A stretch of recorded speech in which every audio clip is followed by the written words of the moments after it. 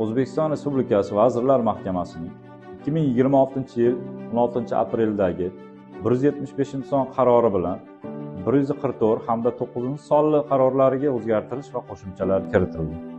Ushbu qaror bolalarimizni iste'dodini kashf etish hamda rivojlantirishda juda muhim qadam bo'ldi.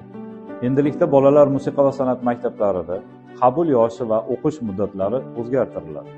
Direktorning o'quv-ma'rifiy ishlari bo'yicha o'rinbosari Madaniyat ta'lim markazi bilan kelishilgan holda, xo'jalik ishlari bo'yicha o'rinbosari esa direktorning tavsiyasiga ko'ra hududiy madaniyat organlari tomonidan lavozimga tayinlanadi va ozod etiladi. Direktor va direktor o'rinbosarlariga 56 kalendar kundan iborat yillik uzaytirilgan mehnat ta'tili beriladi. Ushbu nizom o'qituvchilardan ham yuqori mas'uliyat va zamonaviy yondashuvni talab etadi. Bu esa o'z o'rnida farzandlarimizni bo'sh vaqtini mazmunli tashkillash hamda san'atga yaqinlashtirishga xizmat qiladi. O'ylaymizki, ushbu qaror kelajakda yurtimizdan yangi iste'dodlar yetishib chiqishiga mustahkam zamin yaratadi. Eng muhimi, bu tashabbuslar orqali milliy madaniyatimizni asrab-avaylash va uni kelajak avlodga yetkazish yo'lida katta ishlar amalga oshiriladi.